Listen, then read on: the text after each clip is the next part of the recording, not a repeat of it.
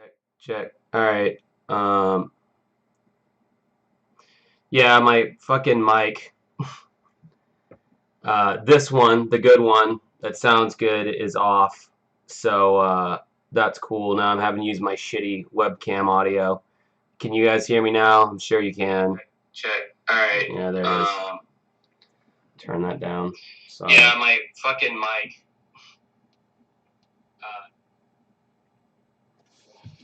Yeah, this always fucking happens. OBS sucks. If anyone has a better streaming software they can recommend, I'm all ears because my good mic will be working, and then just out of nowhere OBS decides to just cut it off completely after a certain period of time. I don't know what that's dependent upon, but anyway, yeah, so that's cool. Sorry guys, you have to just deal with this shitty webcam audio rather than like halfway decent audio because of my streaming software. If I could be any more of a noob at streaming, I just don't think that's possible. Welcome back everybody. We're jumping into this Rolling Stone thing because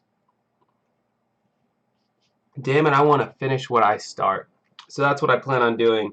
Now, I think at this point we're at number 201 because I've done 2 of these streams so far and I've pretty much tackled 100 albums for each one, and those both took 2 hours, which is insane. So, you know, we're out in the middle of the field now, right? I mean, it's 200 it's 200 albums deep, so like does the order really matter at this point? So basically I'm just gonna, you know, how can you really get mad if something is at 256 and another album is at 247? How dare they put that one over that, you know? So it's like the most important was really the top 100, and we've gotten through those, so we're just gonna like kind of try to roll through these as fast as possible. And probably the longer I keep talking, the more time that's going to take. So let's just get to it, man. I voted today, guys. Did you guys vote yet? I voted just so they would leave me alone and stop sending me shit in the mail, quite honestly. Yeah, Charlie, watch the other 2 parts. They're on my YouTube channel. It's kind of like a podcast format, really. It's so freaking long. All right, in at number 201, Tribe Called Quest, Midnight Marauders. No opinion, not a huge fan of Tribe Called Quest. They sound like dated 90s hip-hop to me, although I do appreciate their more conscious rap, whatever the fuck. Anyway, oh wow, I actually really do like this album. 202, Bjork, Homogenic. Why can't I pronounce anything tonight? This is a really good album. It's got the song Yoga on it, which is one of my favorite songs by her. I think Post is my most favorite Bjork album, though. And everything she's done kind of since these 2 albums have been hit or miss for me. There have been some good songs here and there. 203, Nick Drake, Pink Moon. I've heard a lot about Nick Drake, but I don't really know. I've never really listened to their music at all. I love this album cover, though. What a great album cover. I feel like they don't really make album covers like this anymore. Look how creepy that fucking thing looks. I mean, obviously Acid played a big part in the making of this album cover. 204, Kanye West, Graduation. This is another one in his series of high school or college dropout, late registration, graduation. Like I've said in previous videos, I don't care for these, like Kanye's first 3 albums. That was kind of like the peak of pop, you know, his pop era, his pop phase, and this artwork looks like something off of, like, what was that, Homestar Runner? I feel like there was some free Flash game that everyone played back in the 2000s that this looks like a direct copy from, but yeah, anyway, don't care for that. 205, we got Cat Stevens, T for Tillerman. I guess this was before he became Muslim and he became known as Yusef, whatever the hell. He has that song, Wild World. Oh, baby, it's a wild world. My singing's fucking beautiful. Don't you deny me of that. Yeah, I don't care about Cat Stevens, you know. I'm not going to probably have a lot of opinions on a lot of these things, but just bear with me, guys. We're going to try to get through these this quicker than the last ones. In at 206, David Bowie, Low. Is there an album that you guys can recommend for me by David Bowie that will knock my socks off? Because I haven't really been able to get into his stuff that much. So if you could guide me to like a really cool album by him, that would be neat. Nick Drake is awesome, and that album is his best because it's just him and his guitar. Yeah, I listened to some of the songs that I was sent last week, and I don't know, man. Guys, I have such a specific music taste. It's really, there's no rhyme or reason to it. In at 207, we have the Eagles' first album. This was just that LA country rock, as they say in this blurb here. I hate this era of the Eagles. I hate this kind of music, that soft rock. Anything that became something that was played in a CVS or Walgreens pharmacy or in the waiting room for a dentist office, I pretty much hate that kind of music, and this is me. To me, this is what kind of music that represents. In at 208, we have Lil Wayne, The Carter 3. This came out in 2008. I remember every single one of my friends loved this album. This was really critically acclaimed. This album, I feel like, put Lil Wayne on the map. Before this album, people definitely knew about him more in the hip-hop world, but this was the album where all the suburban white girls got into Lil Wayne, so that's when he really blew up in the mainstream. I will say A Milli is a great song. I never really cared for Lil Wayne, though. His personality, he was the quirky rapper. He was cool, yet had that kind of rock edge too. And whatever. Yeah, it just I don't know. Too poppy for me, I guess. I don't know. In at 209, Run DMC's Raising Hell. This is a landmark album for hip hop. This was definitely a really big album for Run DMC. They had My Adidas, It's Tricky. I mean, pretty much solidified rap as like a legitimate art form, legitimate music genre when this album came out. So it was really important for that reason. I constantly cite Run DMC as like real rappers. I even did a video on live hip hop and why it sucks. And like these dudes actually had like Jam Master Jay in the background on the turntables, actually doing the mixing and scratching and cutting. And I don't know, man, just watching them live back in the day was like so much more of a raw, like real experience than any of the rap nowadays, really. In at 210, we have Ray Charles, The Birth of Soul. Don't care. So I mean, no disrespect for Ray Charles. I have nothing to say about the album. In at 211, Joy Division, Unknown Pleasures. I'm about to make a controversial statement here. Amber, motherfucker. Thank you. Thank you for giving me $1.49 and apparently that peach emoji. Yeah, I guess I have super chats or something. I don't know. If you send me money, your comment will be highlighted, although there's only 11 people watching right now, so I'm sure that I will see your comment. All right. Yeah, I agree. Run DMC is more important than Public Enemy. They're so much better. Like, okay, just because Public Enemy has a little bit of, like, they got that whole political slant to their shit, that doesn't make them a better band than Run DMC. Run DMC is much more solid. Anyone with a pair of ears would agree. Why the fuck did the premier Run DMC album, why is that at 209 and the goddamn Public Enemy record is at, like, number 13? This list is such bullshit on every dimension. Anyway, going back to Joy Division's Unknown Pleasures, I gotta say, I'm about to piss off a lot of people right now. I think Ian Curtis's voice was ass. And I just think this is such an overrated album, and I honestly think this album cover is kind of like the Misfits skull. People just like wearing it on their clothes because it looks cool, not because... Like, the amount of people that I see wearing this fucking shirt who don't even know that this is a band, they don't even know anything about the music of Joy Division. I just can't get over the amount of times I've seen this, especially in the goth community. But yeah, it's like the Misfit skull. I mean, how many times have you been walking through Walmart and you see the goddamn... the Misfit Skull T-shirt, but by some toothless jackass, and it's like, yeah, I'm sure you listen to the Misfits, buddy. I sound super judgmental right now, but yeah. Yeah, no, I mean, Ian Curtis's voice just ruins Joy Division for me. That, oh, don't walk away in silence. Like, I just, am I missing something? I don't know. But I guess if he can do it, then God knows I should be able to make it with my voice. In at 212, we have Nina Simone, Wild as the Wind. No opinion. No opinion. Don't know. No opinion. Fiona Apple, The Idler Wheel. This was released in 2012, so this is one of their, in the last 10-year kind of releases. It's a newer thing, and they're already putting it on the top 500 best albums of all time. This must have been a killer record.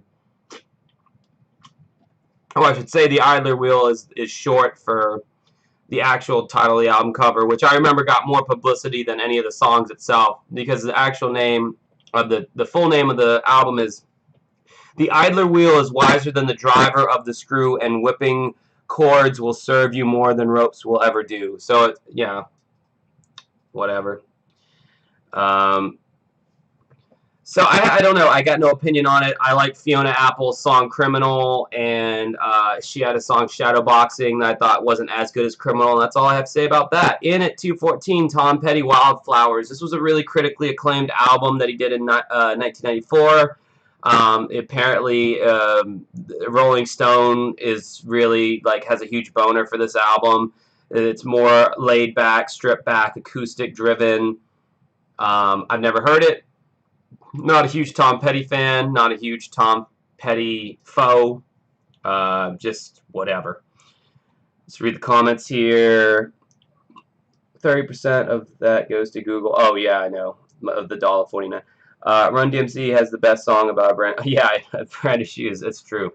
Don't worry, your opinions on Joy Division are nowhere near as controversial as this list. Putting Queen, Night at the Opera, low. Yeah, I know. Would have.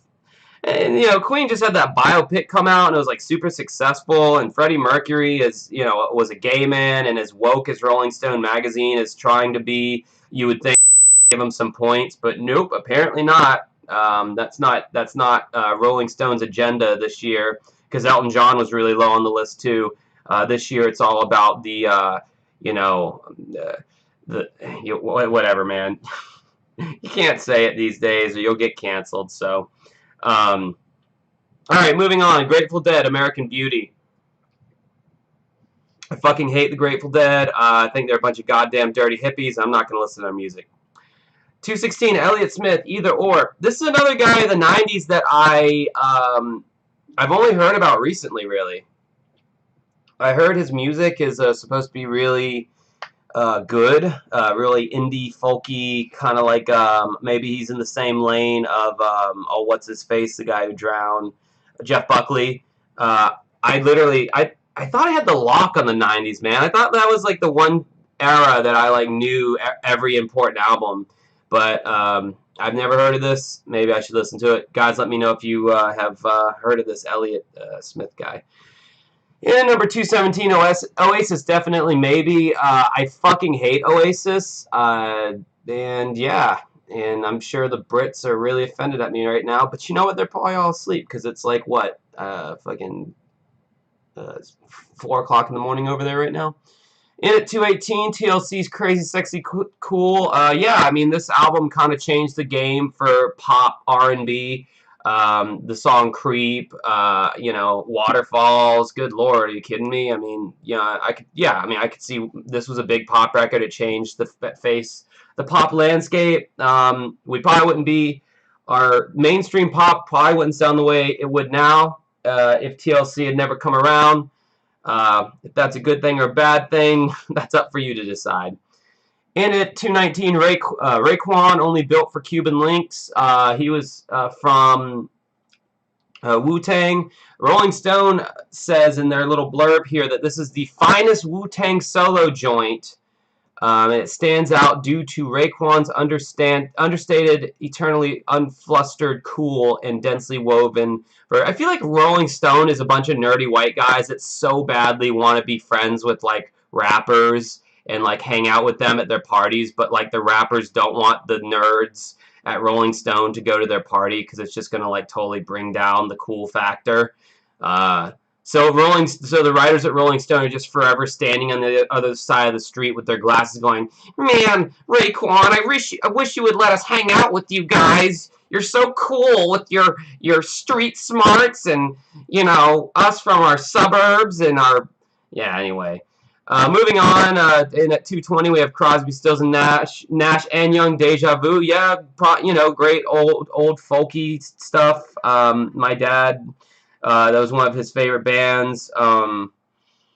So yeah, I mean, the Wu-Tang thing wasn't what's his face, the gravelly voice guy who did End Together Now at Limp Bizkit, Method Man. Wasn't Method Man in Wu-Tang Clan? Because I always liked his style. I liked his voice.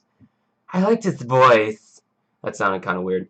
Oh, hell yeah! In at number 221, one of my favorite bands of all time. Not my favorite album by them, but it's still a fucking phenomenal album. Rage Against the Machine's 1992 self-titled album.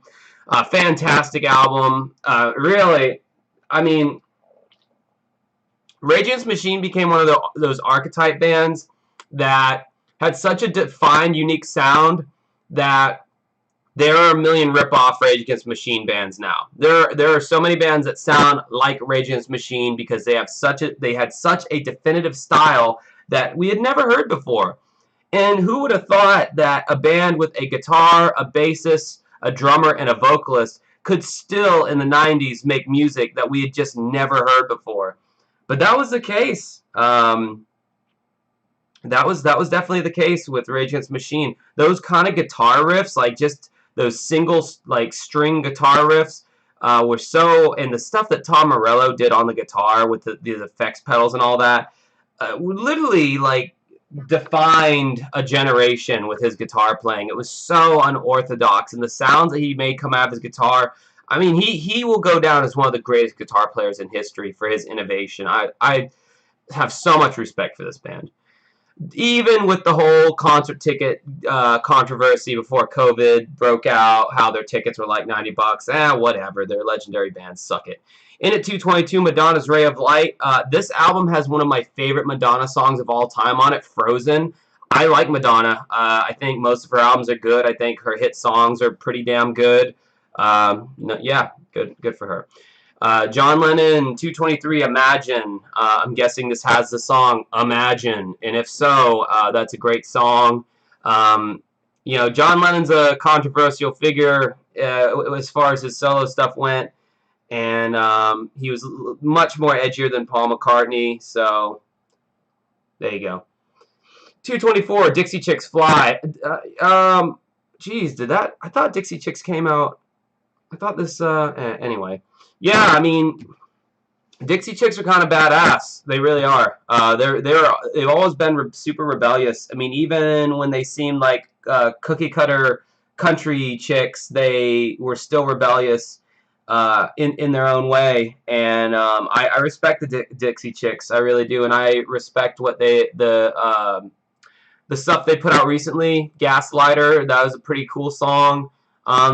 I mean, they're the real deal, man, and they stand for shit. You can't accuse them of being phony. So, I mean, good for them. And they were all kind of hot when they were younger. In at 225, Wilco, Yankee Hotel Foxtrot. I remember in 2001, I was reading a Spin magazine, and this was like at the top of their new release. It was like one of those things where an album comes out and all the critics, I feel like, get together in some secret cabal underground and drink goat blood and just decide that this band, it's almost like they draw a name out of a hat, like this band Wilco will be the next huge band. Because I honestly don't hear what the big fucking deal is about this album or anything Jeff Tweedy has ever done. I don't get folk music that much as it is. But this album to me was boring. Moving on. 226, Derek and the Dominoes, Layla, and other assorted love songs. Gotta love Layla, the title track. Eric Clapton, good for him. In at number 227, Little Richard. Yeah, he's an innovator. You know, started a bunch of stuff. What is there to say that hasn't already been said about Little Richard? De La Soul. De La Soul is dead. No idea. I did hear that this album was them trying to break away from their Daisy hip hop and get more harder and more gangsta. Good for them. In at 229 is a picture of my grandmother making mashed potatoes.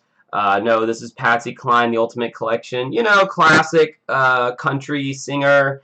Got to give her her due. You know, she was one of the early innovators. In at 230, Rihanna, Anti. I mean, should someone have an album on the greatest albums of all time just because they put out a lot of, pop singles that top the charts? I mean, let's not even forget the fact that Rihanna doesn't write any of her own music. All the songs are written for her. She just sings on it.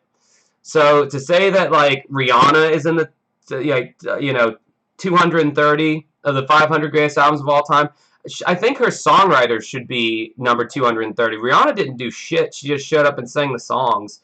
And that might sound cruel, but she's a great performer, but, she doesn't write her music. I mean, people write her shit for her. I just don't think that's fair that she's in the same group as people who wrote all their own music, like Rage Against the Machine.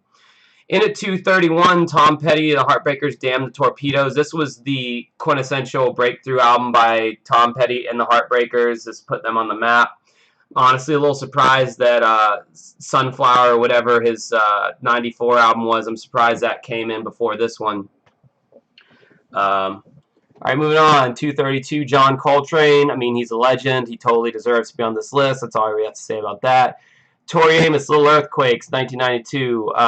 It wasn't she part of like the Lilith Fair crowd, the second wave of feminism music or whatever. I don't know anything about Tori Amos, to be quite honest. So yeah, I'm just gonna move on. 234, Black Sabbath, Master of Reality. This didn't have as much hits on it as Paranoid, but this was the sludgier, harder-hitting album with songs such as Children of the Grave and Sweet Leaf, which is a love song to marijuana. I should probably listen to more Black Sabbath. I like them, but I just need to listen to them more. Let me read some of these comments here. Whoa, I thought Imagine was going to be a lot higher. Rage Against the Machine blew my mind the first time I heard them. Plus, I was lit at the time, so it hit me even harder. Yeah, I would imagine so. Spin, an even more annoying music geek version of Rolling Stone. Spin is like more of a tabloid version of Rolling Stone, I would say. I wouldn't say they're more geekier. I'd say they're more tabloid, like, OMG, did you see what Mark McGrath of Sugar Ray was wearing? And of course, they were more relevant in the early 2000s than they are now. Don't care for Rihanna much, me neither. To call what Rihanna does singing is amusing. I mean, she can sing, kinda. Her voice gets on my nerves.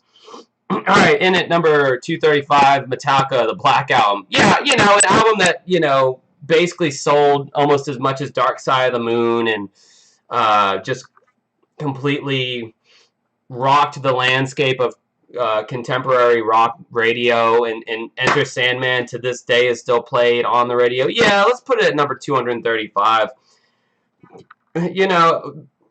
Putting Nevermind so high up, like at number 3, and putting this at 235, it just shows you the weird disparities here in their decision making. Like, this is such a huge album. I mean, yeah, still no Tupac, I know, right? That's crazy.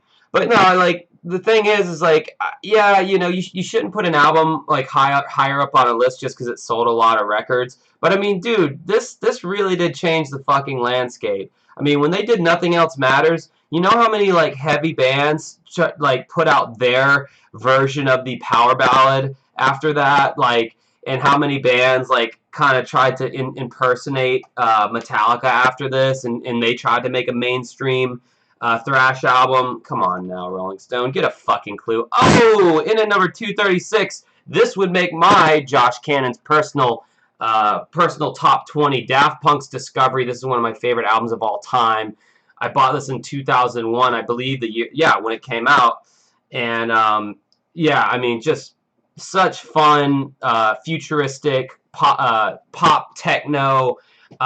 It wasn't really played on the radio, which made it that much cooler because I felt like I could enjoy it and know that I wasn't just listening to what everyone else was listening to. Even though this was a popular album, no one I knew fucked with Daft Punk back in 2001. The only time people started fucking with Daft Punk is pretty much when they released Random Access Memories, and then all of a sudden everyone became a huge fucking Daft Punk fan. Moving on, 237, Willie Nelson, Redheaded Stranger. I respect Willie Nelson for like being around as long as he has, and he's written so many songs for so many artists, and that's cool. I just don't give two shits about his music. Oh yes, 238 Kraftwerk, Trans Europe Express. I fucking love Kraftwerk. They are the grandfathers of everything from techno to hip-hop beats. Not hip-hop as far as the rapping is concerned, but definitely the music. They were sampled countless times. I mean, they literally they were the innovators of techno music. They basically, I mean, all these EDM festivals, Electric Daisy, and all that shit, Mega, they owe everything to Kraftwerk. They were one of the first bands that were an all synthesizer band, and their albums, though they sound kind of primitive electronically, the melodies are still fantastic to this day. I love all of Kraftwerk albums. They're great. Moving on, we have Boogie Down Productions, Criminal Minded. I literally know nothing about this album, so I'm skipping it. Sam Cooke, Live at the Harlem Square Club, 1963. Again, I think it's kind of weird to put a live album in a greatest album of all time list, because that's almost the same as putting a compilation album, because the live album's just going to have a lot of your better songs on it. Sam Cooke, he did a Change Is Gonna Come or something, and that's a great song. Good for him. Don't know much else. Oh, fuck! It's like, they keep doing this to me. They'll do like an album I don't care about, and then they do like one of my favorite albums. Like, holy shit. I love Massive Attack, and I know I talked about making that trip-hop video on my YouTube channel. I'm still going to. I love this album. I love all of Massive Attack's albums. This was their first one. Kind of introduced, I think, the world to trip-hop. It came out pretty damn early, you know, and the vibe was just there, man. Such a good album. Alright. Let me read these comments. Metallica, Black Album better than Ride the Lightning, Justice for All, Blasphemy. I would say I'm surprised Master of Puppets hasn't come up yet. Or has it, and I don't remember. Not a bad album for Metallica. Black Album may not be as good as their 80s efforts, but Black Album is the last good Metallica album.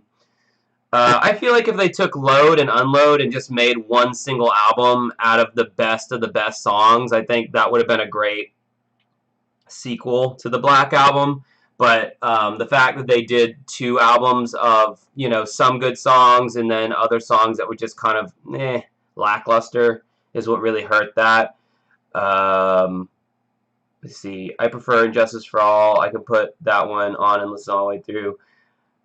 A lot of this stuff I've never heard of. Master of Puppets was... Oh, okay. It was in the top 100. Alright. Well, that makes sense. I'm glad about that. Velvet Underground, Loaded. I don't give a shit about Velvet Underground, so I'm going to leave that underground. The Zombies, Odyssey and Oracle. Zombies, they did that that one song, Time of the Season. Do-do-do, do-do-do-do. It's a time of... Whatever. Old band, you know, they did those poppy, kind of hippie sounding songs. Good for them. 244, Kanye West, 808s and Heartbreaks. This is when I first kind of started becoming interested in Kanye West. The big thing at the time around this album was that, bro, every song in the album, it has auto-tune on the vocal, because like auto-tune in 2008 was still kind of a new thing for a lot of people, that robotic sounding pitch correction. And I did like a lot of the songs in this album. This was the first album where I started having to admit to myself that I kind of liked Kanye West. And, yeah, so there you go. Cocktail Twins, Heaven or Las Vegas, 1990. I want to check this group out. They seem interesting to me. I keep hearing the name, but I haven't listened to them. Let me know in the chat if you guys have any opinion on this group. Cocteau, whatever the fuck you say it. Alright, moving on. Hello, Cool J. Mama Said Knock You Out. This was his comeback album. Because I guess he kind of... so he made, apparently according to the blurb, LL made a serious misstep on 1989's corny Walking Like a Panther. But he was back in full force here, cold chillin' over Marley Marl's deep funk beats as he rapped about round the way girls hanging out on the streets of Queens and booming system in his ride. Okay, whatever. There's a lot of Kanye on the list because, you know, as much of an asshole as he is, his production style and his beats and his kind of style of rapping was very innovative. And you really have to get over his asshole personality to appreciate that. And I get it. It's hard. Trust me. But once he came out with Yeezus, I just couldn't deny that the dude had talent. And Yeezus is actually coming up, I think, here soon. Sade, Love Deluxe. Love Sade. This was the album with No Ordinary Love, which, if you haven't heard that song, go out and listen to it. It's great. Deftones covered it. They did a good job on the cover. American Idiot. I remember when this album came out. I think I was just getting into high school, or I was in the end of middle school. And I remember hearing it and thinking, oh, good for them. Like, they made a comeback because they did Warning in 1999, and that album kind of sucked. And it felt like kind of like Green Day was like, you know, kind of had reached their peak. You know, they did, Nimrod in 1997. And that had, I think, Good Riddance on it, and then Warning felt like a more adultier album, and then you didn't really hear from them for 5 years, and then they came out with this out of nowhere. It's like, holy shit, they're back, and they sounded way more charged up than they ever had. It was really like a great example of a band from the 90s that was really big, and then you thought that they were kind of washed up, and, you know, Dookie was a huge record, and then they come out with this, and it was bigger than anything they'd done thus far. I always like a good comeback story, even if I like the artist or not. And this was definitely a good comeback album for Green Day. Although I've never been the biggest Green Day fan. Whitney Houston, her debut album, one of the greatest singers of our time. I love her song "Saving All My Love." She's got some other great songs. You know, she's undeniable. It's a shame she fucking died so early. You know, drugs, man. Very sad story. 250 Buzzcocks, Singles Going Steady. This is a compilation, which I think is fucked up. I don't know anything about the Buzzcocks. I think they're like a punk band or something. Don't care. Moving on. Okay, now we're getting into we're closing in here. I think we're in the halfway point now. Praise Jesus. Alright, let's go down here. Biden. Joe Biden. Sleepy Joe. Alright, 251, Elton John's Honky Chateau. I like all of... there's a good song on every Elton John album, mostly except for some of his 80s albums that were complete garbage that he'll even admit to. This one had Rocket Man, Mona Lisa's, and Mad Hatters. And I think I'm going to kill myself. Jesus Christ. He was suicidal through certain parts of his life. He looked like kind of like Jim Carrey in this album cover here. 252, Devo. Question, are we not men? We are Devo. Are we not men? D-E-V-O. Yeah, this, you know, very innovative band. I bought one of their albums. I forget which one. I do like Devo. I don't love them. I like them. Pink Floyd, The Piper at the Gates of Dawn. Of course, if we're talking Pink Floyd, their debut album is going to get on the list because it's important. It was the, you know, first album, so it matters, you know. Do I personally like their first album? No, I do not. I think it's a bunch of psychedelic wankery. Syd Barrett, it was fucking nuts even before he officially went fucking nuts, and he talked about a bunch of weird shit. Oh, I've got a bike, you can ride it if you like.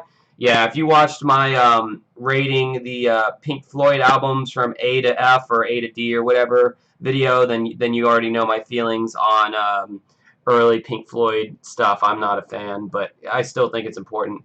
I fucking love this album cover, dude. How cool is that? So creepy. Look at that. It's like this that face in the Wizard of Oz 2: Return to Oz, that electro machine that Dorothy gets hooked up to. It kind of looks like that. Herbie Hancock Headhunters. That's such a cool album cover. And the color scheme, the yellow against the contrasting blue background. All right, let's see here. Ram Attack. I just scanned through the next 250, and I think there might be 20 I'd bother listening to ever again. All right, come on, man. You can't be spoiling it. You got to stick along for the ride. I got nothing to say about Herbie Hancock. Apparently, this was an innovative jazz record. That's great. Bob Dylan, freewheeling Bob Dylan. Don't care, don't know, never heard the album. Tracy Chapman. We got a fast car. I got a ticket. I'll tell you when you're riding, driving in my car. Fast Car is a cool song. This was the precursor to the early 90s coffee house acoustic folk music that we heard a lot of by the likes of, you know, her and Sheryl Crow and all those kind of artists. That's all I really have to say about it. Dolly Parton, Coat of Many Colors. If we're talking country music, Dolly Parton is very influential. And pioneer, kind of a badass, honestly. She was in a world that was mostly dominated by men and had to like make her way through. I'm sure it wasn't easy for her, and yeah, I mean she's just kind of a badass. I respect the hell out of Dolly Parton. In at 258, Joni Mitchell, The Hissing of Summer Lawns. That's kind of an interesting title, and it's got like people with this fucking album cover, dude. How many drugs did people do in the 70s? Fuck, people are probably still doing just as much now, if not more. Don't care. Janis Joplin, Pearl. I don't know anything about this album. Never really cared for Janis Joplin. The Slits Cut, avant-garde you can dance to. The Slits Cut in a nutshell. The British group's raucous debut out took the best of late 70s. Okay, whatever. Oh, my video might get demonetized if I hang on that album cover for too long. 261, Beastie Boys, Check Your Head. They changed up their style a lot on this album from Paul's Boutique. They got a lot more organic with their sounds. Their sounds had a lot more ass on it. I think grunge had a lot to do with that. We got to remember that Nirvana's Nevermind came out a year before this album, so I'm sure that influenced the production style. A lot more distorted drums, and yeah, I think I like this album a lot more than Paul's Boutique, just because the production was better on it, honestly. The Paul's Boutique production was very cheap sounding and plasticky and frail. New Order, Power, Corruption, and Lies. I will go on the record right now and say I like New Order a hell of a lot more than Joy Division. The members of Joy Division formed New Order after Ian Curtis's death, and yeah, this album is apparently a mixture of the black and white music that they heard in American dance clubs. So there you go. Beatles, A Hard Day's Night. It's a Beatles record, so of course it's going to be on the list. I have no opinion. Oh, Pink Floyd's Wish You're Here. This is one of my favorite albums. I love Pink Floyd. This is when they started getting really good, in my opinion. This is the album that came after Dark Side of the Moon. You know, I love this fucking album cover, dude. Like, I love it. Like, how cool is that? Two people meeting in the back lot of some, you know, film lot or production lot, and they look like, you know, slimy 70s businessmen, and one's on fire shaking the other dude's hand. I love this album cover. I always have. There's a lot of great imagery. Pink Floyd always has great imagery with their album covers and their album art.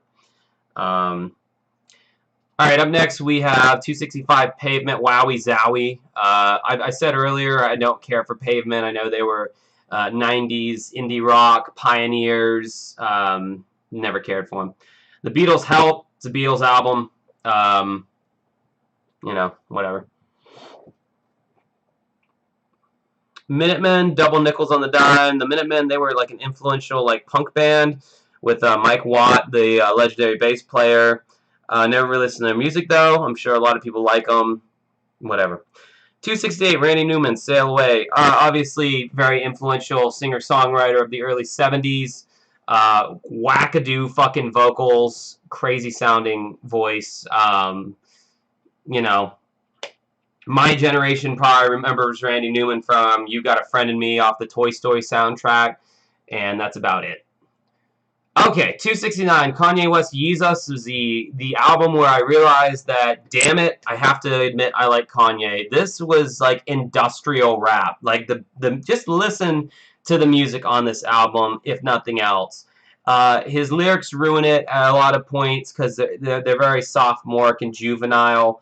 But God, the production and the things he did, I think other rappers would be scared to do because they would be scared that it would be considered not hip-hop enough and just too crazy and experimental.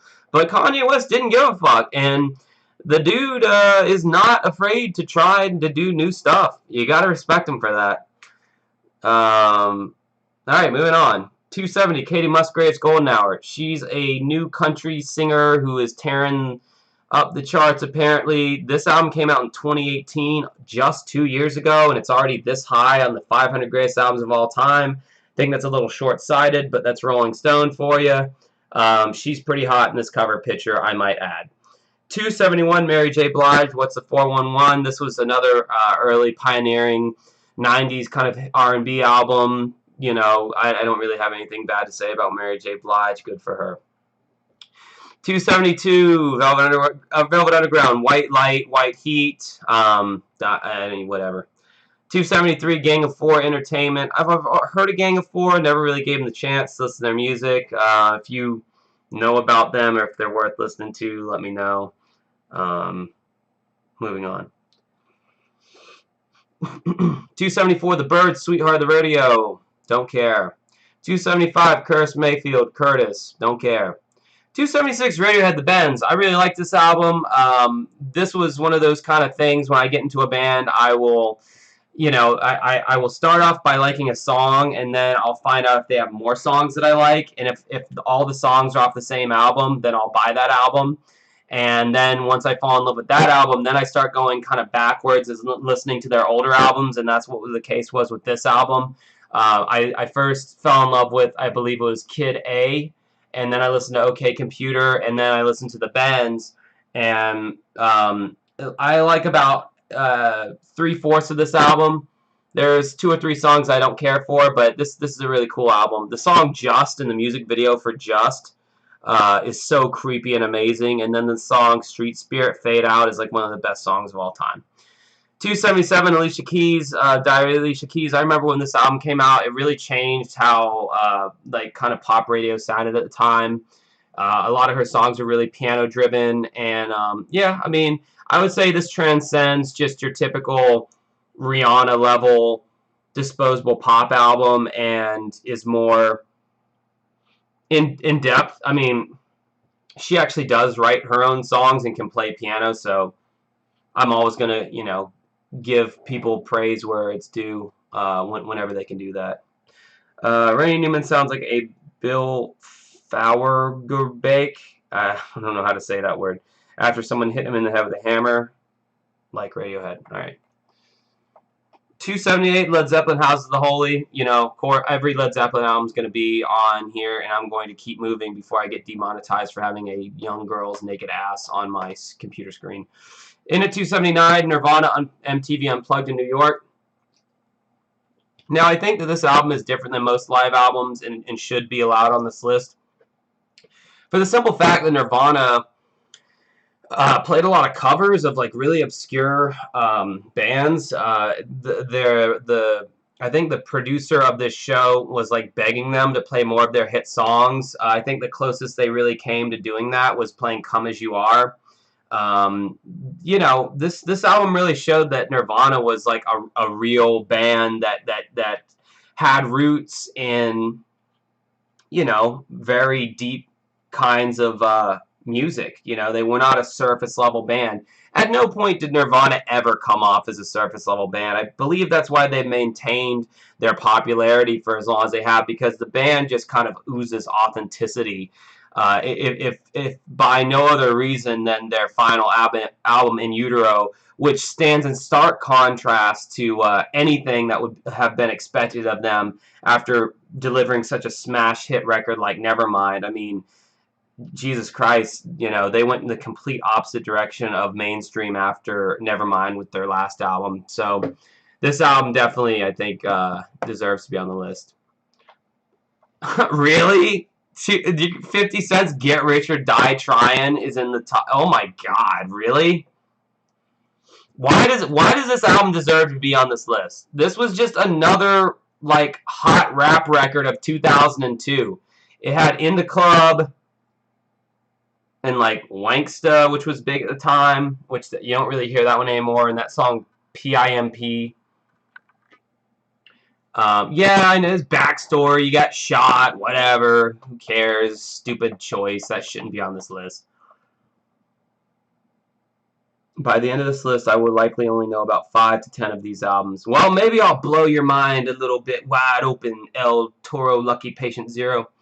Harry Nilsson, Nilsson Schmilsson. What the fuck is this? A brilliant outlier on the 70s LA singer-songwriter scene, Harry Nilsson had a voice and pop savvy like Paul McCartney and a biting ironic side like John Lennon. Nilsson Schmilsson produced 3 hits, The Oddball Island Novelty, Coconut, a cover of Bad Fingers Without You, When Nilsson Sounds Like a Depressed Barry Manilow, and the surprise Monster Jam, Jump Into the Fire. Nilsson was later covered by LCD Sound. I've never heard of this guy. But this album cover looks like something that could be released by some indie hipster band, like even nowadays, and it would, you know, look current. Frank Sinatra. Wow, I'm surprised this is the first ever Frank Sinatra entry that we're seeing so far. I love these like old album covers that just look like watercolor from a children's storybook. Yeah, you know, Sinatra's one of those guys. You gotta give it up for him. He's, you know, he's a classic. Old Blue Eyes, whatever. Donna Summer, Bad Girls. You know, she was a pretty goddamn innovative in the disco genre, which kind of bled into the techno and all that. It could be argued that techno would not exist had it not been for Kraftwerk and disco as well. So, you know, give Donna Summer her due. In that regard. I don't hate. There were some aspects of disco that were really good, but much like anything else, the pop stuff was garbage. Merle Haggard, Down Every Road, 62 to 94.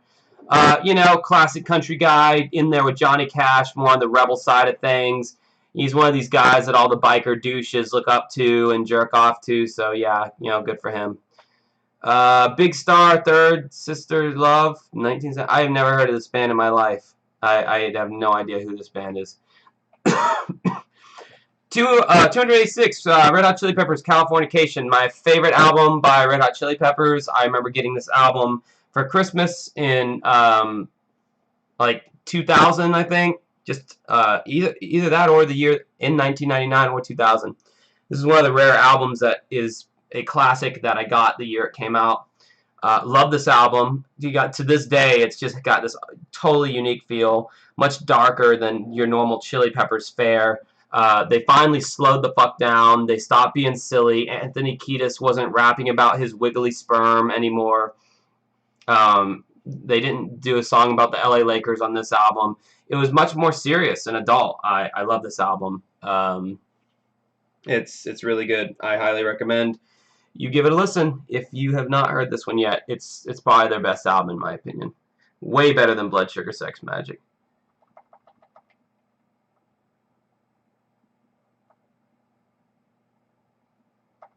The Byrds, Mr. Tambourine Man. This is a classic album, classic band. I don't care.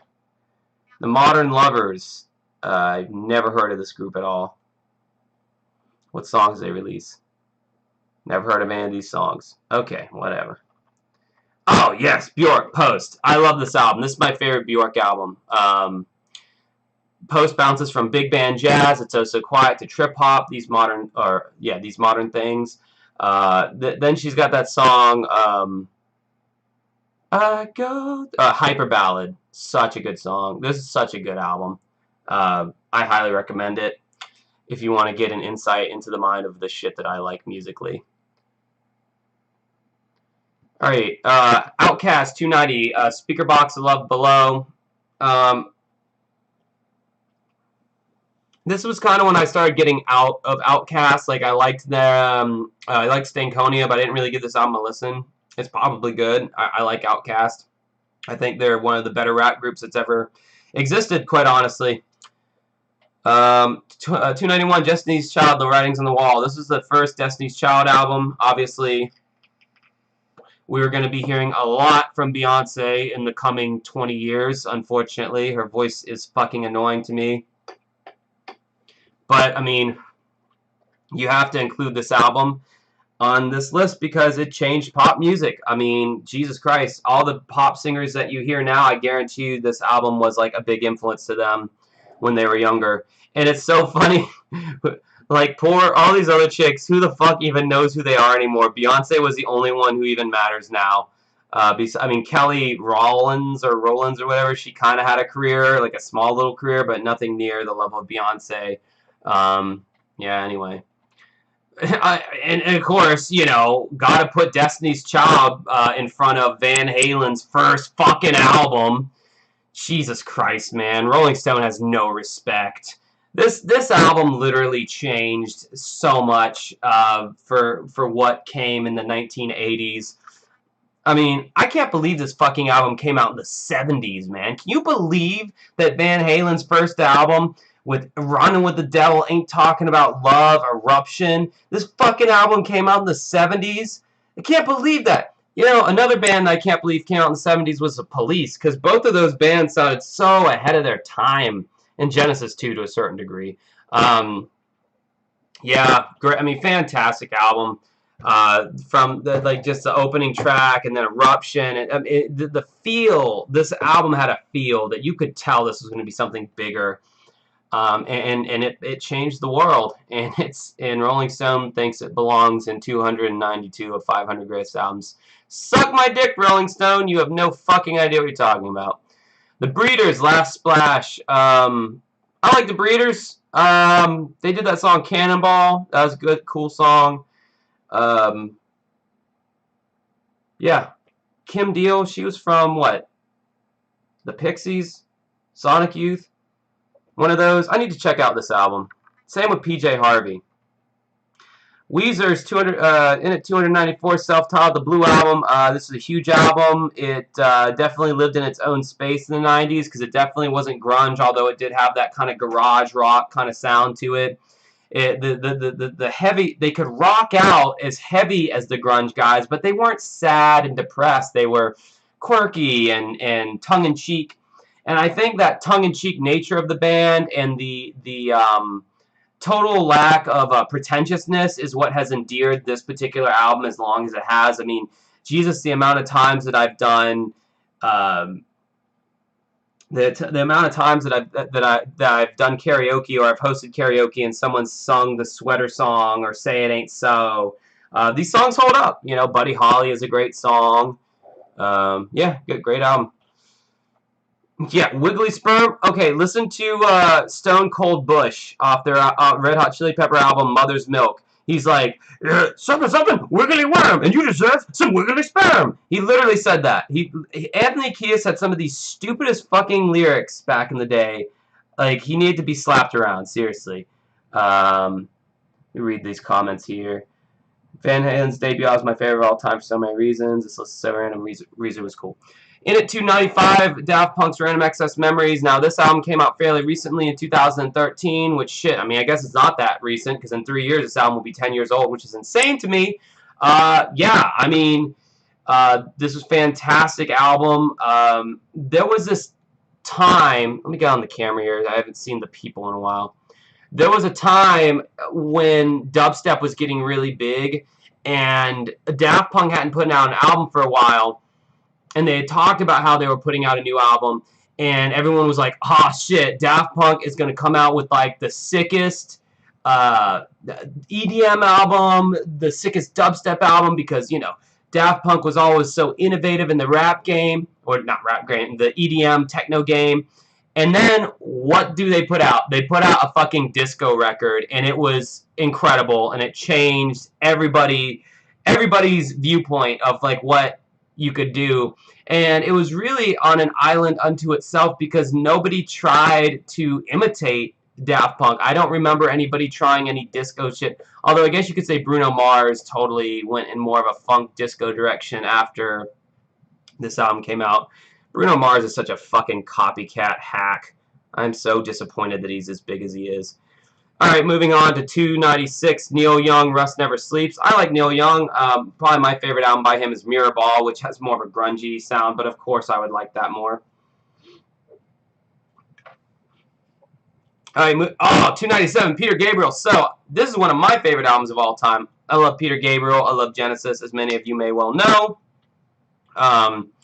This was Peter Gabriel's big breakthrough pop mainstream album. This is why Peter Gabriel kind of still has a career to this day, arguably, because if he was just the ex-singer from Genesis, I don't think people would still care about him as much as they do now.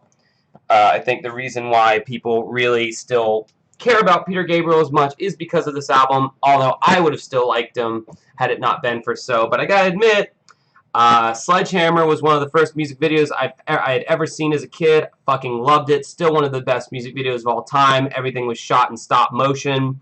I don't even want to think about how long it took to shoot the music video for that. Tom Petty, Full Moon Fever, Don't Know, Don't Care. B.B. King, Live at the Regal. Great for B.B. King, he's a legend. Oh, Shania Twain, In at 300, come on over. Dude, say what the fuck you want about country. This album was fucking groundbreaking.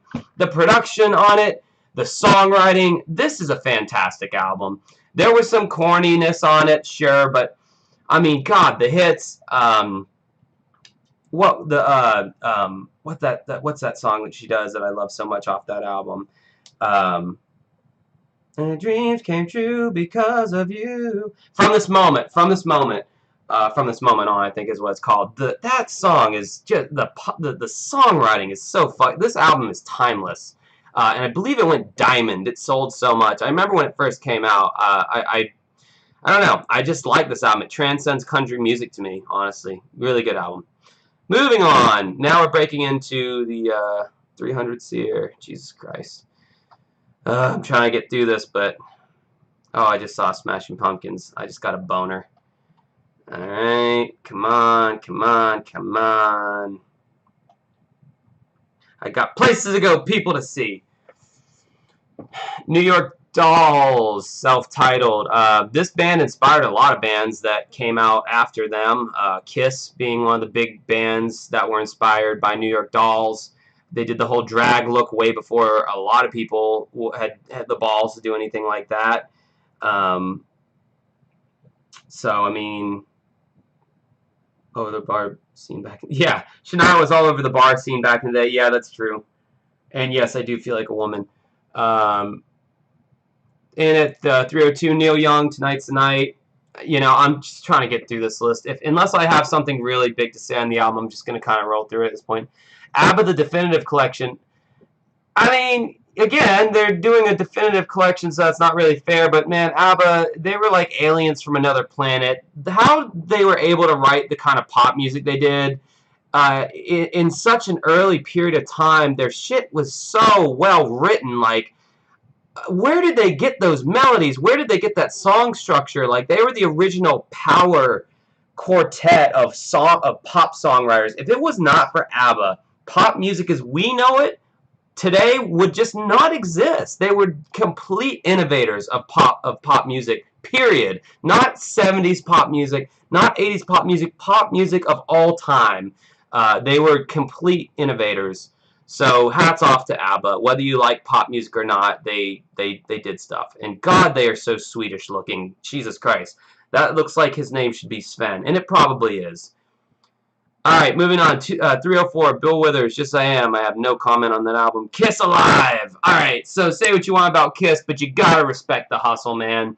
They were doing what very few bands, or no band was doing, with the face paint, the gimmickry, and their songs weren't bad. I used to not like Kiss. Because like literally the only song they played on the radio was Rock and Roll All Night, and I fucking hate that song. But then when I started getting into songs like Love Gun and Psycho Circus, Black Diamond, I started finding songs that I actually really liked, and I really respect Kiss. Paul Stanley has a fantastic audiobook called Face the Music that I highly recommend. He goes in depth on just how much of a fuck up Ace Frehley and Peter Criss were, and how Gene Simmons only cared about himself, and even Paul Stanley's problems with himself. A great audiobook. The history of Kiss is so interesting in and of itself. I don't know, man. I have a special place in my heart for Kiss, I guess. All right, moving on. 306, Al Green, I'm still in love with you. Yeah, I ain't got nothing to say about that. Sam Cooke, Portrait of a Legend, nothing to say, no comment. Brian Eno, Here Comes the Warm Jets. Super innovative with his soundscaping, his how he was able to make these sonic textures. He contributed a lot to experimental music. A lot of noise musicians will cite Brian Eno as a huge influence. So good for him. Joy Division, Closer. One of the most depressing albums ever made, with droning guitars and synthesizers, chilly bass lines, stentorian vocals, whatever the fuck that means, and drums that sound as if they're steadily beating out the rhythm of doom. And that's not even considering the lyrics, which are about singer Ian Curtis's failing marriage and how he suffered from epilepsy. On Closer, Joy Division fully earned their reputation as England's most harrowing punk band. Alright, like I said, don't give two shits about Joy Division. I don't like Ian Curtis's vocals. Wire, Pink Flag. Never heard of this band. Neil Young, On the Beach. Man, that's a cool album cover, actually. I really like that album cover. Got like a damn car buried in the sand. Whatever. Have no opinion of it. Solange, A Seat at the Table. Solange is Beyonce's younger sister, and she's been praised as like the indie version of Beyonce. I've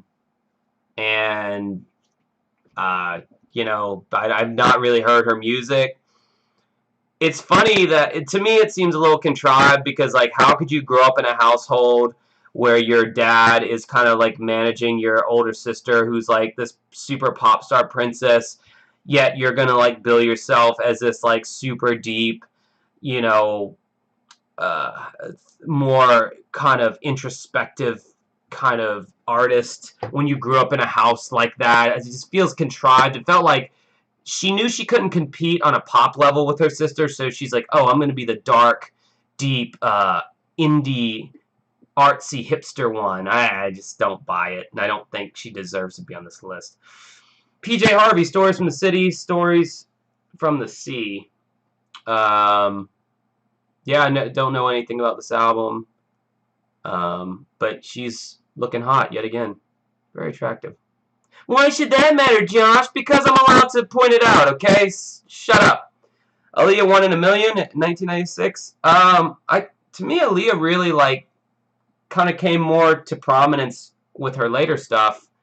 So I'm surprised that they, I don't know, maybe they feel like this, since this was her first, I don't know. I feel like Aaliyah, like, became, like, more important, and this is going to sound kind of fucked up, like when she died, like, because she died young and tragically in a plane crash. So I kind of feel like critics are viewing her music like a little bit more highly than maybe what it deserves. Because, I get her and Ashanti and, all those R&B singers, I get them all confused. Their music kind of like runs together to me, I don't know. Moving on, 315, Rosalia El Malquiero. I don't know what this is, and therefore I don't have an opinion on it. That's the most accessible PJ album. Good to know. I need to check her out. The Who Sell Out. Oh, that is an interesting album cover. What is this all about? The Who's third record was their first concept album, a tribute to the UK's offshore pirate radio stations. The band's strung the songs together with mock commercials, Heinz baked beans, and genuine radio jingles. It's the Who's funniest record. The sad love ballad or Dorano turns out to be an ad for deodorant. The band expanded its maximum R&B sound with the mini rock opera Real, giving a hint of things to come. And I Can See for Miles wrote Pete Townshend's thrashiest power chords in the top 10. That's like super interesting. That's a weird concept. Interesting. Learn something new. Billie Holiday, Lady in Satin. No comment. Don't know. I mean, I know who that is, but don't listen to music. Janet Jackson, Velvet Rope. Yeah, I heard this was a classic album by her. Got Till It's Gone is a great song. Great video, too, directed by the talented Mark Ramonic. I like that video a lot. This was a more laid-back album. I fucks with it. In it, 319, The Stone Roses, you know, probably they were one of the seminal shoegaze UK kind of groups. I never cared for their music, therefore I don't have much of an opinion on this. X, Los Angeles. X is, they're like a heralded band, right? I don't know. I don't have any opinion on them. I just know, weren't they kind of like punk? Yeah. They've been around for a while, haven't they? I don't know. Lana Del Rey, Norman fucking Rockwell. This album came out in 2019! What are you talking about? This album came out a year ago, and it's already in the top 500 greatest albums of all time? How do you figure? Lana Del Rey became a music blog sensation, playing the poker-faced millennial Nancy Sinatra on her debut single Video Games. She kept growing as an artist, and on her wonderfully titled sixth album, perfected her epic vision of doomed descent, 70s steep California romance on songs like Mariner's Apartment Complex and the 9-minute crusher Venice Bitch. Del Rey dropped references to the Eagles and Graham Nash, merging her own music into the Laurel Canyon canon. No less an authority on the 70s greatness than Elton John called the album's songs timeless. Really now? I don't see how you can take an album from last year and go, oh, this is one of the greatest albums of all time. That's weird, man, and disappointing. Elvis, live from Memphis. Don't care. The Clash, Sandinista. I know The Clash are a big influential band. I've never heard this album. My God, dude. If there's anything I've hated more about the new millennium, as far as like rock is concerned, it's bands like Maroon 5 and fucking Coldplay.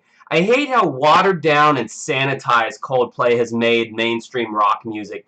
I hate how when people think acceptable rock music, they think Coldplay. They have like, oh god, I mean, at least U2 had like the slightest bit of edge. Coldplay is just the most limp dick excuse for rock music I have ever heard. I don't like any of their shit. It's just, I don't know, man. They're so mainstream that like indie, I don't think indie like vloggers and influencers can even get behind Coldplay. They're just a band that tries to please everyone and in turn pleases no one. I know that's kind of a pompous thing for me to say because they have millions of fans, but I think those fans are also the same people who have those live, laugh, love plaques in their fucking kitchens. In at number 325, Jerry Lee Lewis, All Killer No Filler. Wow, that was a... okay, this is another compilation. Fair enough, innovative, fucked his cousin, but apparently that was more acceptable back then. 326, Prince, Dirty Mind, 1980. I mean, it's a Prince album, so it's going to be on the list. I've never heard it, don't care. 327, The Who live at Leeds. Whatever. 328, Vampire Weekend, Modern Vampires of the City. Yeah, you know, their Vampire Weekend gives all indie vloggers and bloggers huge boners. They love Vampire Weekend. I hate the sound of Vampire Weekend. All their songs sound so happy and ironic, and just they're annoying to me. And they have a kind of a cool name. I figured I'd like them, but I doth not. DJ Shadow, Introducing. Yeah, this is a cool album. This is in there with the experimental DJ stuff. A lot of cool samples and beats and one of those wacky 1990. It's kind of in the trip hop world. If you like trip hop, you should give this album a listen. Pretty cool album cover too. Very creepy or something. I don't know.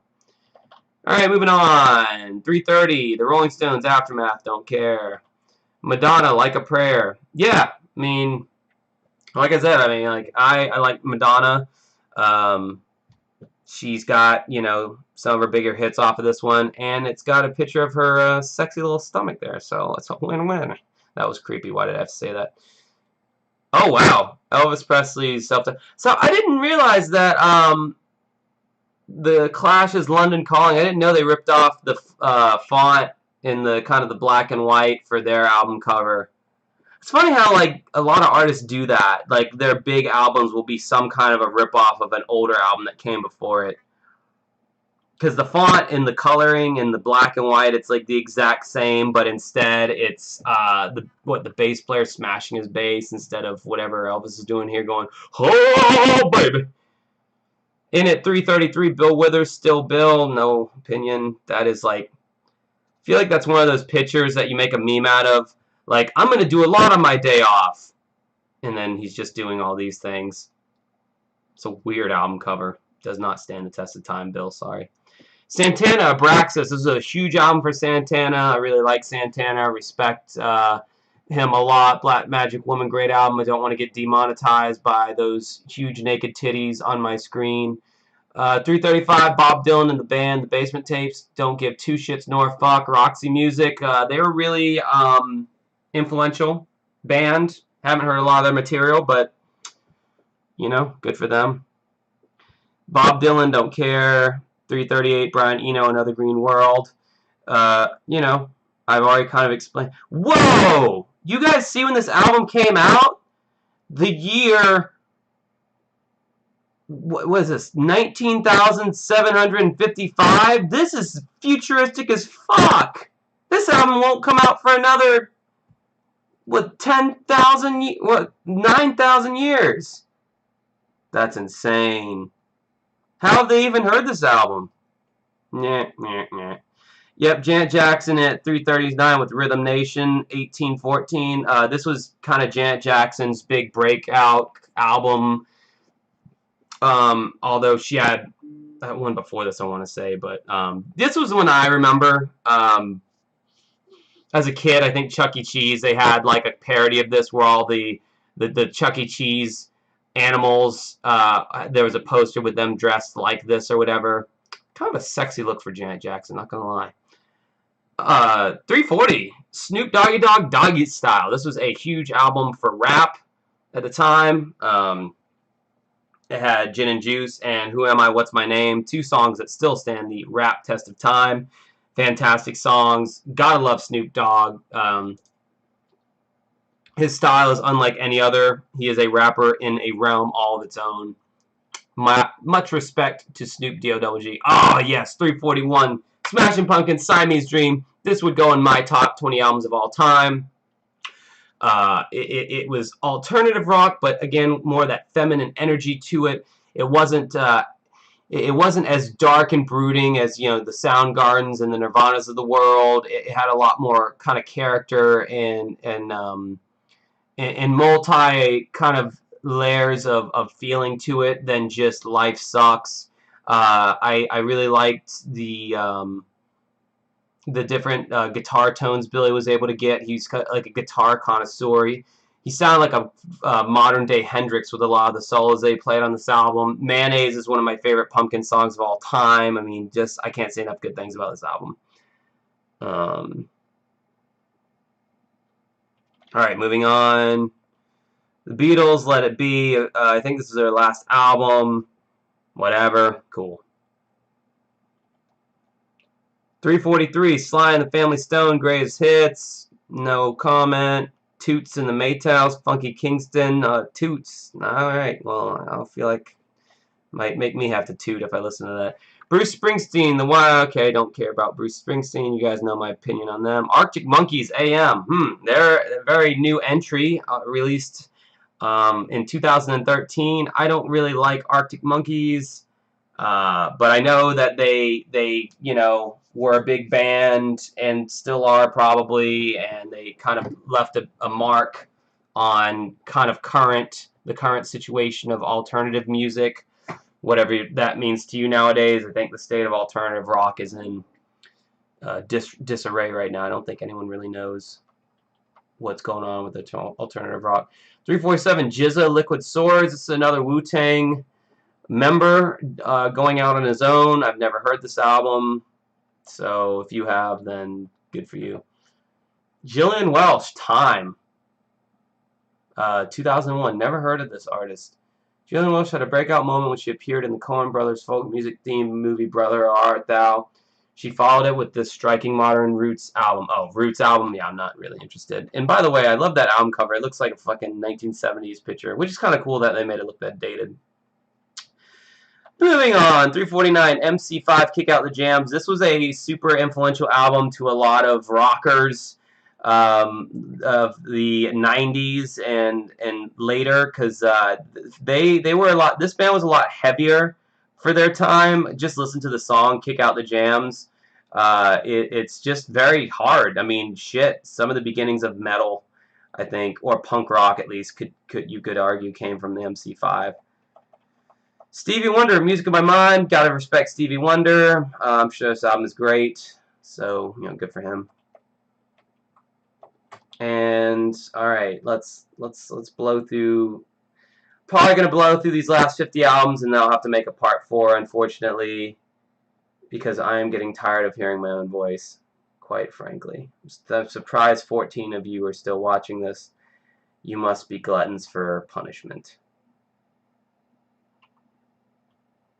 All right, here we go. Fuck off. There we go. Roxy Music, For Your Pleasure. Never heard the album. Again, as I said, innovative band. That's a cool ass album cover. I like that a lot, with the panther and the black and white and all that. It's pretty cool. And at 352, Eminem, the Slim Shady LP. Yes, this was. I said earlier, Eminem to me really only had 2 classic albums that were truly great, and to me that would be the Marshall Mathers LP and the Slim Shady LP. These were both great albums. This was his first real introduction to the world with the My Name Is, and I like most of this. I think Rock Bottom is my favorite song off this album. I'm just here to spread the Harry Nilsson gospel. That's fucking hilarious. In at number 353, The Cars. I mean, iconic album cover, iconic album. A lot of those poppy new wave songs came off of this.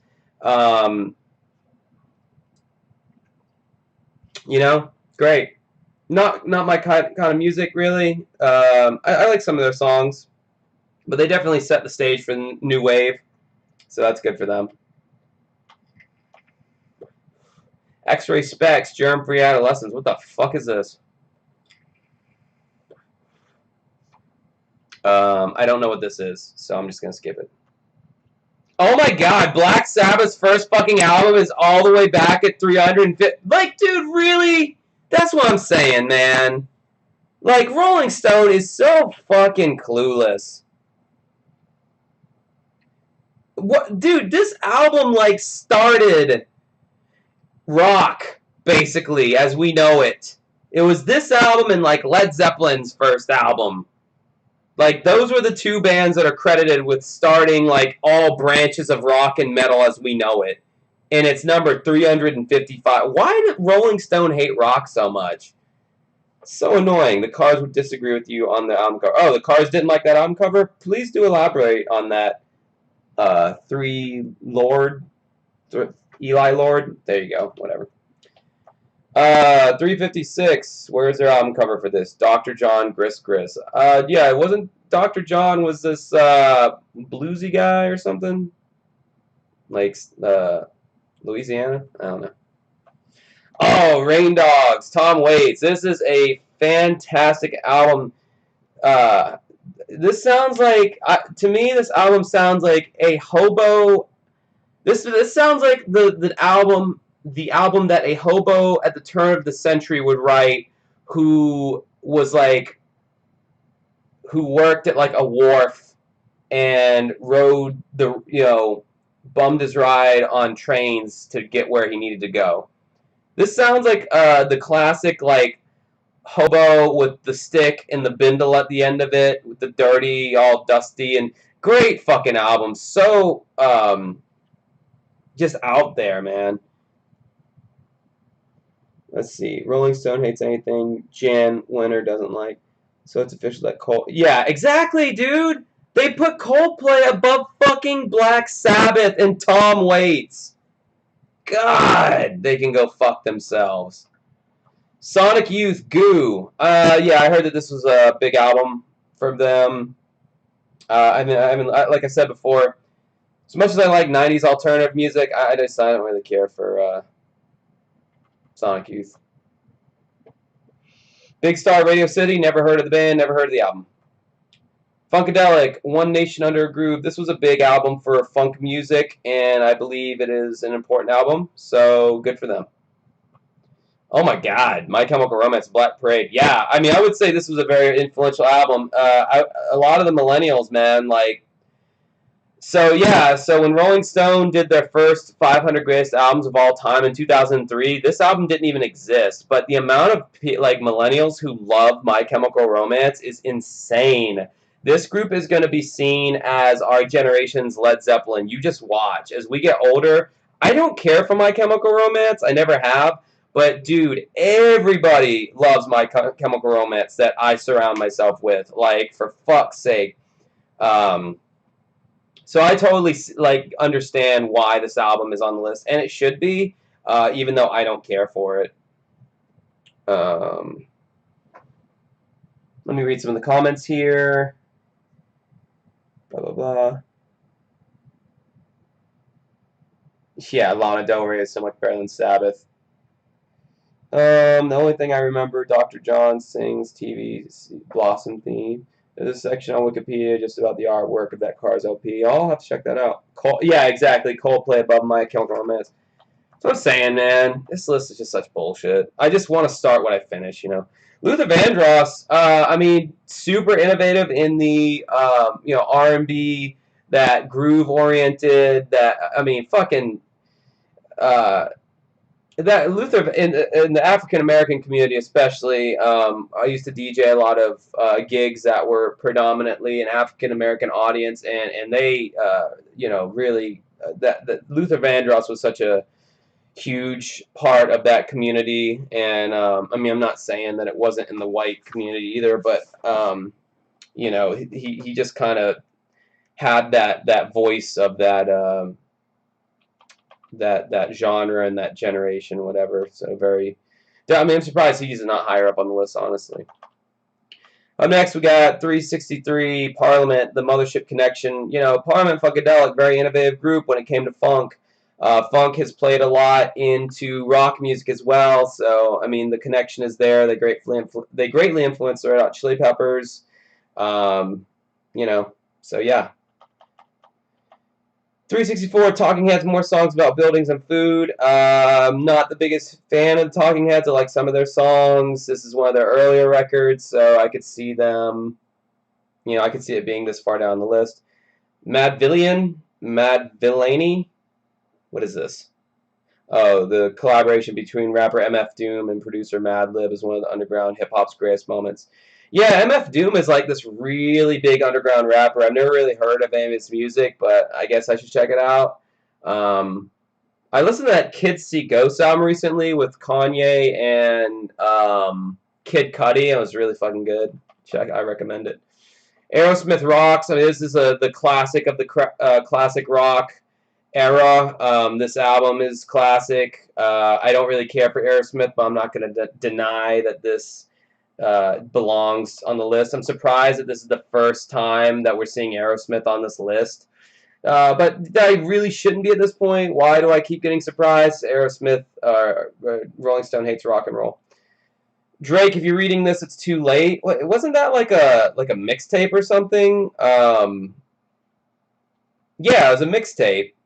No radio hits or catchy hooks, just the harshest beats and rhymes. It sums up Drake's willingness to switch lanes at any moment. Yeah, I'm tired of hearing about people sing Drake's praises. He's got ghostwriters. He's got people who write his fucking music for him. He's a fucking actor from Canada. There's nothing authentic about Drake. He's just able to sell the authenticity to people, and people are dumb enough to buy it. I don't have any respect for Drake. George Harrison, All Things Must Pass. Well, I mean, obviously he's a former Beatle, so of course he's going to be on this list. Never heard the album, don't care. No, Mobb Deep, the infamous. Still no Tupac, man. Still no Tupac. Mobb Deep, the infamous. I don't really know much about Mobb Deep. Lil Wayne, the Carter 2. No one really talked about this one as much. It was when the Carter 3 came out that all the suburban white girls started caring about it. And, so I don't know anything about this album.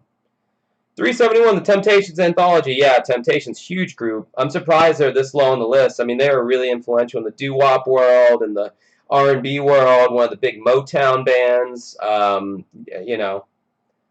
They just can't get anything right about this list. Big Brother and the Holding Company, Cheap Thrills. I've barely heard of this band, and I've not heard this album. Isaac Hayes, Hot Buttered Soul. He is a wacky Scientologist. That's all I know about him. And didn't he do the Shaft theme? Robert Johnson, King of Delta Blues Singers. Robert Johnson, wasn't he like the first dude ever to play blues? Like, didn't he invent blues when he sold his soul to the devil at the crossroads or whatever? The recordings of his are just so primal and literally only on the list because he kind of invented a lot of shit.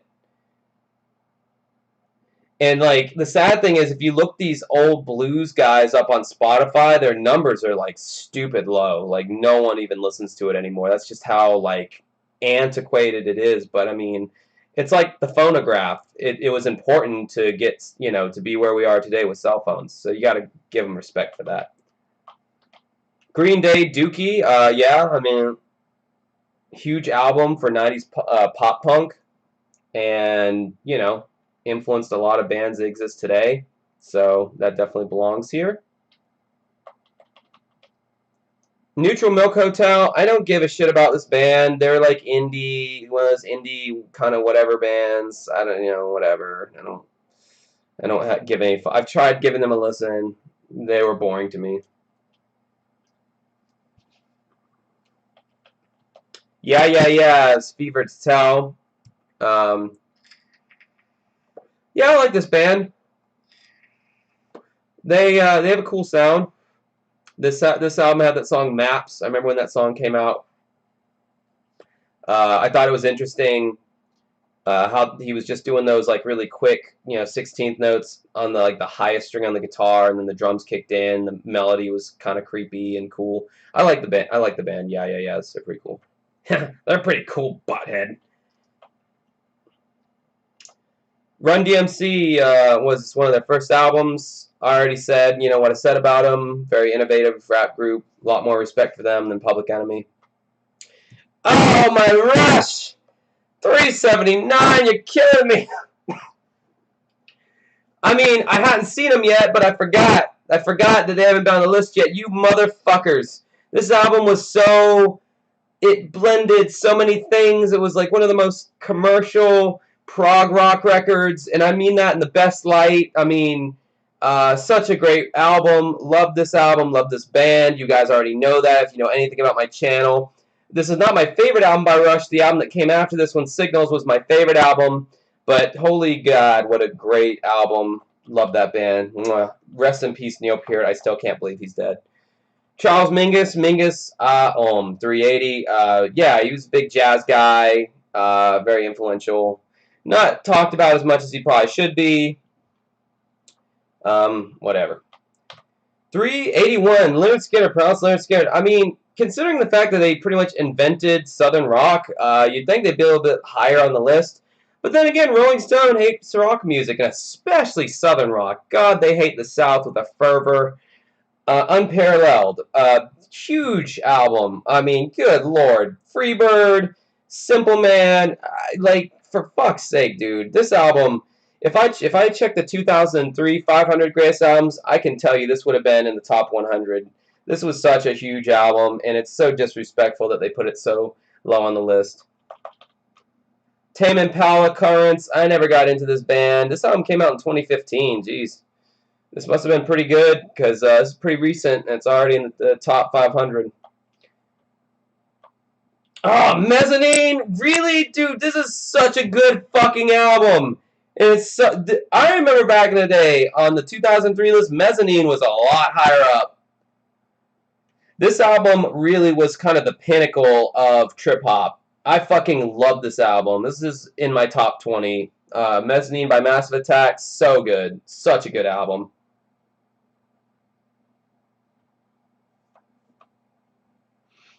The Kinks, yeah, they were a huge band that influenced a lot of people. I mean, if you look at most big bands and they cite their influences, the Kinks are one of the bands that's in that conversation. They were highly influential to a lot of artists. So, you know, good for them.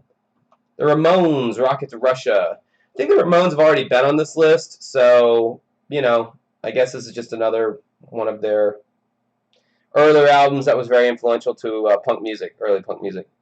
J Dilla Donuts, and it came out in 2006. I don't know what the fuck this is. Never heard of it. Oh, Dilla worked with a who's who of hip-hop greats and helped shape the sound of albums like D'Angelo's Voodoo. See number 28. D'Angelo, guys. His album's at number 28. Better than Pink Floyd, Rush, Van Halen, D'Angelo, guys. Why are you still watching this video and not listening to D'Angelo? Fucking D'Angelo, everybody. Even better than Radiohead in Rainbows. Now, I gotta say, I gotta make the unpopular opinion here that I was never a huge fan of In Rainbows when it came out. I thought it was a very... The production on the album, it didn't... it just never liked it. It felt very dry. The drums felt very dry. The drums felt like they were just dry. Like, just no ass on the drums. No anything. It sounded like they were recorded in a room full of pillows and blankets. Complete sound absorption going on. I liked a lot of the synth work. Yeah, D'Angelo is the greatest musician on earth. Best artist. He should have been number one. Fucking D'Angelo, man. But no, Radiohead, I didn't care for this album, but I will say that when it did come out, they were one of the first bands that did the pay whatever you want for the album on their website. And it kind of blew the record industry wide open when they did that. It was like, what? No, we can't give the artist control like that. And I remember a lot of people really liked this album, and they said how great it was, and blah, blah, blah. Like I said, I thought it was okay. I think I saw them live in concert around this time. I think I liked the B-side album better than this one because they had this album and then they had a second one. I think I like the second one better. 388, Aretha Franklin, Young, Gifted, and Black. I have no opinion on that. Mariah Carey, The Emancipation of Mimi. Yeah, this is like a big album for her. Wasn't this some kind of concept album or something? Or didn't it go along with some movie? I don't fucking know. Nor do I care, but she was hot though. 390, Pixies, Surfer Rosa. Never cared for the Pixies. Oh, there's tits on here. Let me go away before that gets demonetized. Khalees Kaleidoscope. Is this the one with Milkshake on it? I don't think so, I don't think it is because Milkshake came out later. I didn't think Khalees existed before the Milkshake song. She's a one-hit wonder. I don't know how this album got on the list, but whatever. 392, Ike and Tina Turner, Proud Mary. Yeah, iconic album. You know, whatever. Really? Taylor Swift's 1989? Yeah, I mean, that sold a lot, but, I mean, they were just stupid pop songs. You know? Was there anything deeper there that I'm missing? Guys, D'Angelo is better than Beatles and Zeppelin. Um, he's better than fucking. I mean, we haven't even reached Genesis. No Genesis album or Phil Collins has been on the list yet. But D'Angelo is better than any of that stuff anyway. So I don't. I mean, I think honestly, it should be the top like 4 greatest albums of all time, and they should all be D'Angelo's albums, and that's it. Why are we even having a conversation about any other group besides D'Angelo? Diana Ross, sure. Oh yes, another D'Angelo. Fuck yes, another D'Angelo album, and it's from 2014, way after he was relevant in any way, shape, or form. In at 395, ladies and gentlemen, D'Angelo and the Vanguard, Black Messiah. 14 years after the fucking classic Voodoo, D'Angelo built up impossible levels of anticipation for his next album, but Black Messiah was worth the wait. He brought a new political rage to deep soul grooves like The Charade, responding to the Black Lives Matter movement. All we wanted was a chance to talk. Instead, we only got outlined in chalk. D'Angelo admits in Really Love, I'm not an easy man to overstand. Overstand? Is overstand a word? Whatever. D'Angelo, guys. Thank God he's back. Yes, D'Angelo did invent rock, media guy. You are correct. Yes, D'Angelo was actually around, and he did teach Robert Johnson how to play the blues. D'Angelo helped Brian Wilson make Pet Sounds, for sure. Absolutely. Yeah. I think I'm going to rename my channel the D'Angelo Fan Network. And all my videos will just be titled Why D'Angelo is Great. In at number 396, Todd Rundgren, Something, Anything. I don't know about, I don't have any opinion on Todd Rundgren, but I know D'Angelo is better than Todd Rundgren. Really? You're going to put Billie Eilish, who came out what? And number 397, she's already the greatest, like, her album's one of the greatest of all time. I will say I respect the fact that Billie Eilish has kind of reinvented pop music to a certain degree, with her creepy ass stuff that she's been doing. I do respect that, and I do respect her. But dude, she's still a little new, man. I mean, but I don't know. Her songs are really inventive, and a lot of people seem to like them. And her sound is really refreshing. And I like her new song, My Future. I don't know. I can't hate on her that much, to be honest. But D'Angelo is a lot better than she is, though, so I don't know why. 398, The Raincoats. The Raincoats. Don't know that album cover sucks. Brian Wilson's Smile. This is an interesting story behind this. We'll see if their blurb outlines why. This album lived in myth for decades. Brian Wilson's unfinished response to Sgt. Pepper's Lonely Hearts Club took nearly 40 years to finally come to fruition. Longtime Wilson collaborator Van Dyke Parks helped him realize his vision with lush string arrangements, sublime melodies, and vocal harmonies, all impeccably constructed. Close your eyes and you can imagine how it might have changed the world in 1968. But with Wilson's influence still all over the scads of indie bands in 2004, it sounds and feels majestically modern. Yeah, this album was shelved for like 40 years and like just no one heard it, which is like nuts. It's like crazy how something like that could happen. That's like if Pink Floyd released a follow-up to Dark Side of the Moon and you weren't able to hear it until 40 years later. That would be crazy. And D'Angelo also helped produce this album. I don't know if you guys knew that or not. Yeah, exactly. Todd Rundgren, more like Todd doesn't matter because he isn't D'Angelo. I couldn't have said it better myself, Eli. These 2010 albums should not be on the list. Albums should be. Yeah, man, I kind of agree to a certain extent. Like, shit's got to stand the test of time a little better. That whole Billie Eilish thing, like, I do like her and I'm not hating, but like, she kind of needs to be around a little bit longer, I feel like, before you can just be like, oh yeah, greatest album of all time. It's only been out for 11 months. Same with Lana Del Rey, man. The Go-Go's, Beauty and the Beat. This was like, to me, the Go-Go's were like 80s pop at its finest, and by finest I mean its shittiest. Um, this is shit that like my aunt probably listened to and really liked, or I don't know. My aunt was like probably a little too old by this time. My family's old as fuck, guys. And I mean, anyway, this isn't a D'Angelo album, so does it really fucking matter at this point?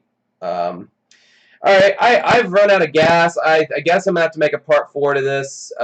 So this is we're almost through the whole list though, which I never thought would happen. Get ready to be freaked out as I switch over back to. I'm all the way down here now. I've gotten lazy. I am greasy. I want to take a shower, quite frankly. I don't like sitting down for this length of time. I hope you guys enjoyed this live stream. Dark Side of D'Angelo. D'Angelo. Yeah, so we learned that D'Angelo is really the only artist that matters in history of music. This should be called Dancing with D'Angelo, which is my band, by the way, if you want to check it out. Thanks for sticking around, everyone. I will keep you posted until the next time that I stream again. Thank you, everyone, for tuning in, as always, and I'll probably finish this next week at some time. And make sure you come up with all your D'Angelo jokes and why he matters, because they're not jokes, honestly, because he, for real, is the greatest artist of all time. Praise be to D'Angelo. Have a good rest of your night.